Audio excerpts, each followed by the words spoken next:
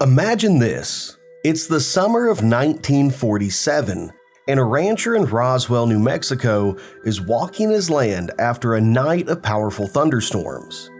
He stumbles across a field, but it doesn't look right to him. The ground is littered with strange silvery debris that bends like metal but snaps back into shape, almost like it's alive. He's confused, even a little scared, but soon after, the army arrives and tells him to leave. They take the debris, load it into a truck, and the rancher's land is cleared overnight. The very next day, a local paper runs the headline, "RAAF captures flying saucer on a ranch in Roswell region." For a brief moment, the world is completely stunned. Did the United States military just admit to capturing a UFO? But within 24 hours, something weird happens. The story completely changes. Now, it's just a weather balloon that lands. The papers print retractions. The public moves on and forgets about it. And what could have been the biggest story in human history is quietly buried. But here's the thing. Roswell was only the beginning. Over the next several decades, more strange crashes and encounters would happen, not just in the United States, but around the world. And in nearly every case, the pattern repeats itself. Something crashes, the military rushes in, witnesses are silenced, and the official story is replaced with something far more ordinary. Tonight, on the other side, we're going to walk through the most famous UFO crashes you've probably never heard of. The ones the government don't want you to know about. From the acorn-shaped crash that landed in Pennsylvania, to the glowing object that splashed into Canadian waters, to Britain's very own Roswell deep in the Rendlesham forest. And finally, we'll bring it full circle to today, when a former U.S. intelligence officer claimed the U.S. government has been secretly recovering UFO crash debris for decades. These aren't just isolated stories. Together they form the backbone of UFO lore, and maybe, just maybe, proof that we're not alone. Roswell, New Mexico, July 1947. A rancher named Mark Brazel is riding out across his property after a thunderstorm. His land stretches for miles, so when he notices an odd glittering in the distance, he goes to investigate. What he finds doesn't look like anything natural. The desert floor was littered with wreckage. Thin metallic sheets simmer in the sun. Some are jagged and sharp, others are almost like tinfoil. But tougher. He can't tear it, he can't burn it, and he can't cut it. He bends one piece and watches it snap back into place, as if it remembered its original form. Confused, Matt gathers some of the material and rides in the town. He shows it to the local sheriff, George Wilcox. Wilcox is baffled too, so he contacts the nearby Roswell Army airfield. Within hours, military trucks and jeeps flood into Brazel's ranch. Soldiers comb through the site, loading debris into crates and shipping it off to the base. Neighbors report armed guards at roadblocks. Ranch hands claim they were told to keep quiet. Some later say they were threatened into silence. And then something shocking happens. On July 8, 1947, Roswell Army Airfield issues a press release. RAAF captures flying disc on ranch in Roswell region. That headline hits the Roswell Daily Record. Other newspapers across the country pick it up as well. Suddenly, the world is buzzing. Has the U.S. Army really admitted to recovering flying saucers? But then, almost as quickly as the story exploded, it imploded. Less than 24 hours later, the Army calls a press conference. They bring in Major Jesse Marcel, one of the men who helped recover the debris. They pose him in front of cameras, holding what looks like the shredded remains of a weather balloon. Sticks, foil, rubber. The message is clear. Sorry everybody, Just a case of mistaken identity, nothing more than a weather balloon. The press runs with it, and the UFO story disappears. But here's where it gets strange. Years later, Jesse Marcel himself, now retired, would claim that the debris in those photos was not what he collected on the scene in Roswell. He insisted the real wreckage was swapped out, and others that were there back him up. Some even claim the Army had recovered bodies from a second crash site nearby, small humanoid but not human creatures, something not from this earth. The government stuck to its balloon story for decades, until the 1990s when they declassified information about Project Mogul, a Cold War program that used massive high-altitude balloons to monitor Soviet activity. They said that was the real explanation for Roswell. Case closed. But here's the problem. Project Mogul balloons weren't classified in 1947. They weren't exotic, they weren't memory metal, and they definitely didn't explain the reports of small bodies. By the late 1970s, a wave of UFO researchers, authors, and even some former military insiders brought Roswell back into the spotlight. It wasn't just a local story anymore, it was the UFO story. It was the foundation of the modern UFO crash retrieval mythos that slowly spread across the country and then the world. Whether you believe the balloon explanation or you think something far stranger came down in that desert, one thing is completely undeniable. Roswell set the pattern for these type of cases. Mysterious wreckage, check. A fast military response, check. Witnesses are silenced, check. A sensational headline comes out, check. Followed by a quick, boring cover story, check. And that pattern would repeat itself again and again and again throughout history. Just like in December 1965, when a fiery object streaked across the skies of Pennsylvania and came to rest in a quiet little town, where dozens of witnesses swore it looked like a giant, metallic acorn. December 9th, 1965, Kecksburg, Pennsylvania. It was just after 4:40 p.m. in the quiet town of Kecksburg. The sun had already dipped low. The winter sky is dim. Suddenly, thousands of people across 6 different states report seeing a massive fireball streak across the sky. Some say it looks like a meteor, glowing orange and trailing sparks. But then, something strange happens. Instead of burning up and disappearing, the object seems to slow down. Witnesses claim it changes directions, almost as if it's under its own control. Then, it vanishes behind the tree line outside of Kecksburg, followed by a dull thud that shakes the city. Locals rush out to see what it was, and one man named Bill Weaver later described seeing a metallic object in the woods, shaped like a giant acorn, about the size of a small car. It has strange raised markings around its base, almost like hieroglyphics, and others say they smell something awful, burning, like burning sulfur or burning metal. Word spreads fast. Soon cars are lined up along the rural road. Dozens of residents push into the woods, and some say they got close enough to touch the craft before soldiers arrive. That's when things take a turn. Within hours, military trucks and personnel flood the scene. Roads are blocked off, locals are ordered back. Eyewitnesses later describe soldiers going into the woods, setting up floodlights, and loading something large and metallic, that is, onto a flatbed truck covered with a tarp.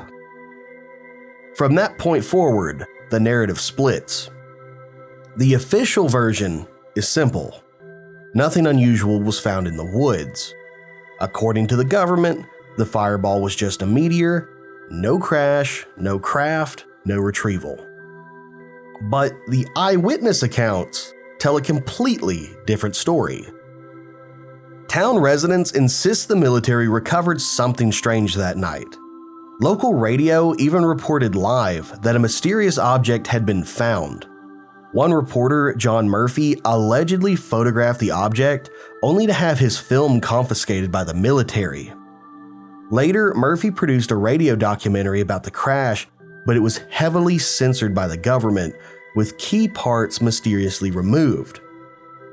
Over the years, researchers have speculated endlessly about what the Kecksburg object really was. Some believe it was a Soviet satellite, specifically Cosmos 96, which was carrying experimental technology. But NASA has gone on record saying Cosmos 96 re-entered Earth's atmosphere earlier that day, but nowhere near Pennsylvania. Others link it to strange theories, like the infamous Nazi Bell, a rumored German anti-gravity craft that vanished at the end of World War II. Could Kecksburg have been the final resting place for that technology? Whatever it was, the military's behavior in Kecksburg fits the same template as Roswell. Something unusual falls from the sky, locals see it, the military swoops in, seals the area, removes the evidence, and tells the public that it was nothing. For most people, the official story was enough, but for the residents of Kecksburg, that night never sat right. They knew what they saw. And just 2 years later, in 1967, another crash would happen, this time in Nova Scotia.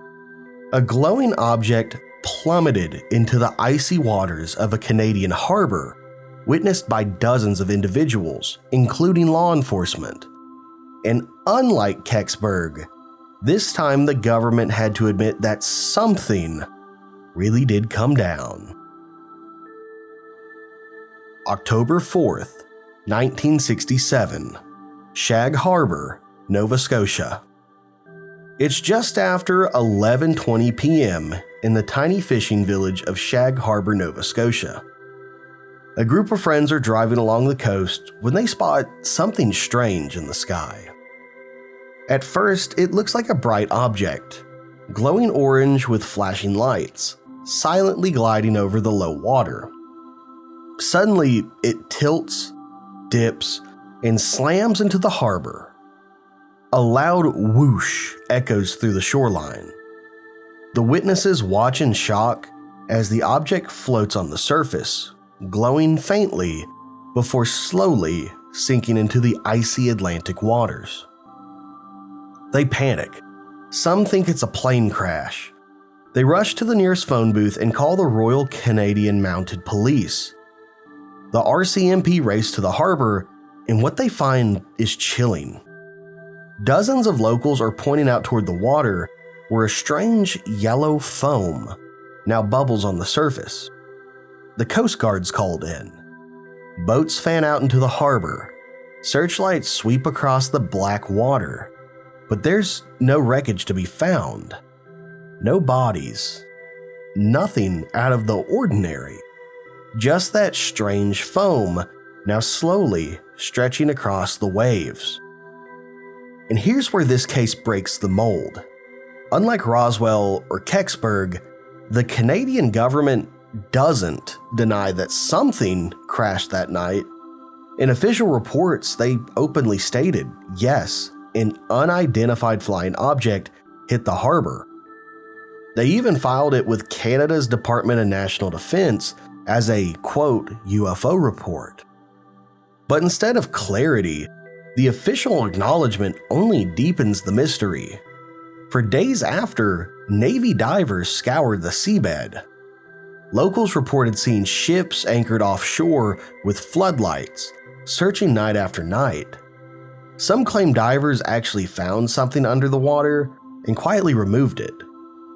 Others say the Navy suddenly shifted its operation further down the coast, hinting that the craft may have moved on its own, traveling underwater before disappearing completely. The government explanation, though, they didn't have one. They ruled out conventional aircraft. There were no missing planes in the region that night, and meteors don't float on water. Also, nothing man-made fit in the witnesses' descriptions. To this day, Shag Harbour remains one of the most credible UFO cases ever reported, largely because of who witnessed it. Now, we're not talking about farmers or late-night truckers. We're talking about police officers, Coast Guard personnel, Navy divers, and all of these people are on record. People with training, credibility, and no reason to lie have vouched for this. And once again, the pattern emerges. Something strange crashes, authorities swarm the site, evidence vanish, and the public is left with a mystery and a vague explanation. But in this case, the government had to admit they didn't know what it was. But this wouldn't be the last time a UFO incident would shake military credibility. 13 years later, on the other side of the Atlantic, a group of US Air Force officers stationed in England would stumble onto a case that became known as Britain's Roswell. And this time, it wasn't a crash, it was something even stranger. December 26th, 1980. It's just after midnight at RAF Woodbridge, a US Air Force base leased in Suffolk, England. Suddenly, airmen on duty spot strange flickering lights in the nearby trees. At first they assumed it's a downed airman. Two men, John Burroughs and Jim Penniston, are dispatched to the forest to investigate. And what they find is anything but a plane crash. Throughout the fog and shadows, they see a triangular craft. About 9 feet long, sitting on 3 legs in a small clearing. Its surface is black and glassy, with colored lights pulsating across its edges. Penniston approaches, placing his hand on the craft. And to his shock, the surface feels warm and smooth, almost like polished stone. Along one side, he notices strange symbols, etched into the craft like hieroglyphics. The moment he touches them, he experiences a rush of energy, almost as if something is downloading into his mind. Later, he claims when he got back to base, he wrote down pages upon pages of binary code, strings of ones and zeros, that he said came from that contact. Then, without warning, the craft lifts silently into the air, weaving through the trees before blasting off at impossible speed. But the story doesn't end there. The next night, December 27th, the lights return. More men are sent out into the forest, including the deputy base commander, Lieutenant Colonel Charles Halt. This time, the group carries radios, cameras, and even a Geiger counter. Halt records everything as they follow the lights through the trees, strange glowing orbs that seem to dance and split apart. At one point, Halt describes seeing a red orb explode into 5 white lights, which scatter across the sky. Back in the clearing, the team finds physical evidence. 3 small landing marks in a perfect triangle, scorched branches, and radiation levels that spike well above normal background radiation. The US Air Force documents everything. Halt even files a report titled Unexplained Lights, which later becomes public. Yet, officially, the incident is dismissed as misidentified stars, a nearby lighthouse, or simply hysteria. But the men who were there never forgot.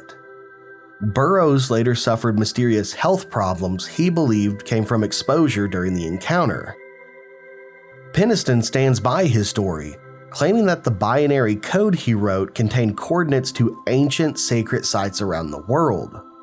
Halt insists to this day What he and his men witnessed was no lighthouse. It was a craft under intelligent control. Rendlesham is often called Britain's Roswell. While no crash retrieval was ever reported, it fits perfectly into the pattern. Multiple credible witnesses, physical evidence, and an official cover story that doesn't match what the witnesses experienced. By this point, a clear picture was forming.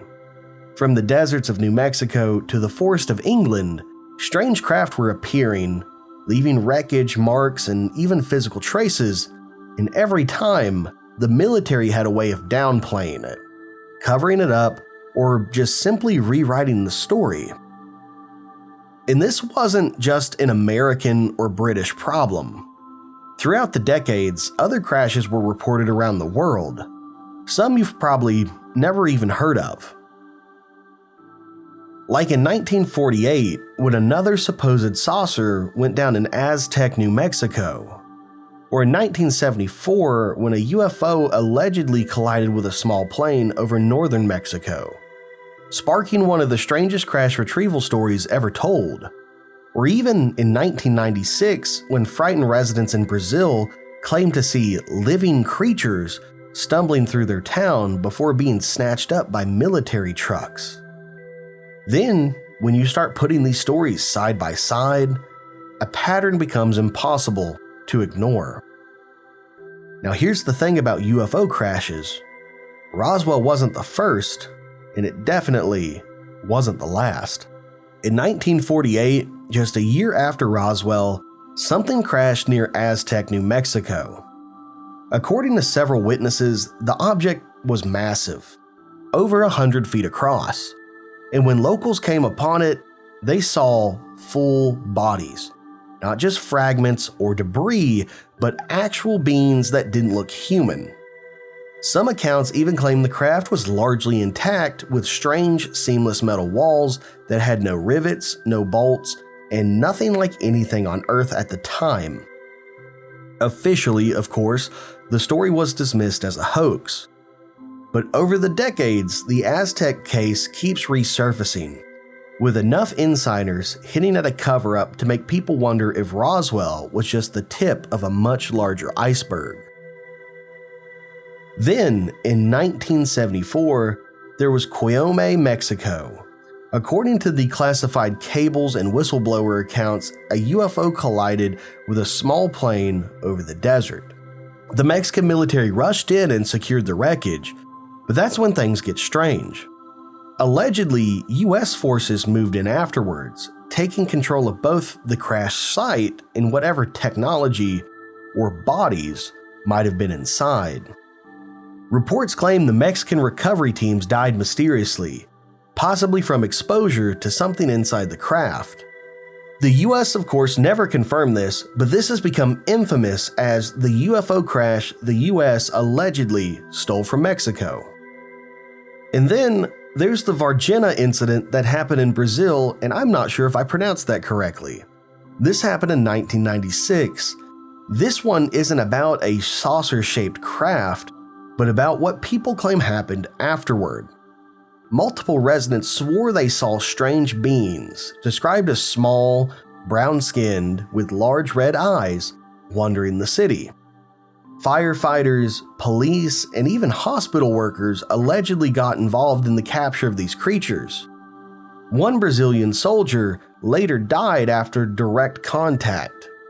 Officially, the government said it was all mass hysteria and a misidentified person with disabilities.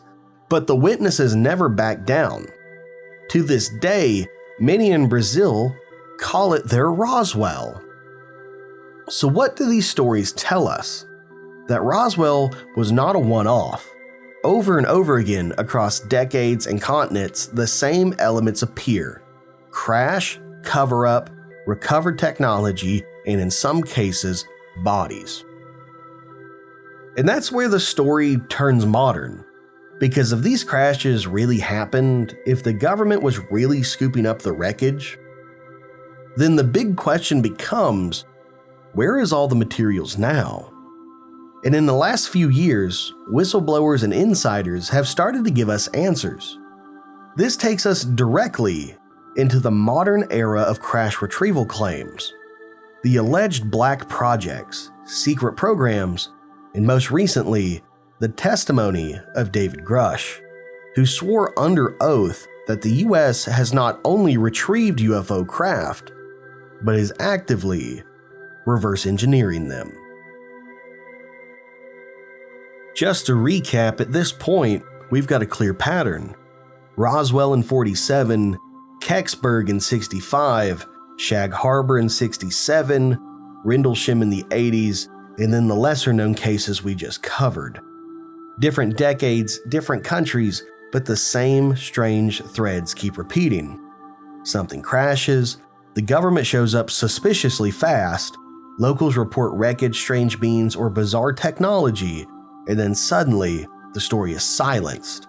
It gets buried, explained away, or mocked until people stop asking questions. And here's where things get interesting, because you might think, okay, that was decades ago, that was the Cold War, surely by now, governments don't keep doing this, right? But according to some of the most high-profile whistleblowers in the last few years, they never stopped. In fact, if you believe them, the real crash retrieval program is still going on right now. Which brings us to modern claims, and at the center of it is David Grusch. Grusch isn't just some random internet poster. He is a decorated Air Force veteran who went on to work at the National Geospatial Intelligence Agency, and later with the Pentagon's own UFO task force. In 2023, he stepped forward as a whistleblower, and his claim was simple and honestly terrifying. The United States government, he said, has been running a decades-long crash retrieval and reverse engineering program. One more time for the people in the back, a decades-long crash retrieval and reverse engineering program. According to him, it's not just a single hangar with a single piece of wreckage. It's multiple crashes across decades stored and studied in deeply compartmentalized black projects. He even suggested something that sounds like pure science fiction, that some of the craft recovered are not human. And here's the part that sent shockwaves through Congress. Grusch says he didn't just hear rumors. He interviewed dozens of officials with direct knowledge of these programs, people who claimed they had seen the wreckage with their own eyes. Now, Grusch is not the first person to hint at this. Back in 1997, a document known as the Wilson Memo surfaced. It supposedly recorded a secret conversation between Admiral Thomas Wilson, a former head of U.S. intelligence, and a defense contractor. In it, Wilson is allegedly told point blank, yes, there's a crash retrieval program. Yes, they have craft. And no, you, even as head of intelligence, don't have the clearance to see it. For years, the Wilson Memo was dismissed as being too wild to be real. But after Grusch, people started taking a second look. And Grusch isn't alone. Other insiders have begun dropping hints. Luis Elizondo, the former head of the Pentagon's UFO program, has suggested there's far more that hasn't been made public. Christopher Mellon, a former Deputy Assistant Secretary of Defense for Intelligence, has repeatedly called on Congress to push harder, claiming evidence is being hidden.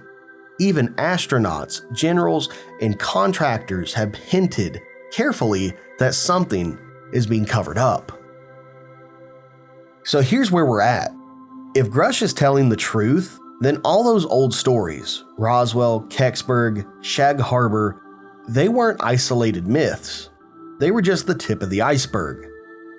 Evidence of a pattern that's been quietly repeating itself for nearly 80 years. And if that's true, right now, somewhere behind locked hangar doors and classified briefings, the world's government may be sitting on technology not of this earth. For decades, stories of UFO crashes have lingered on the fringes.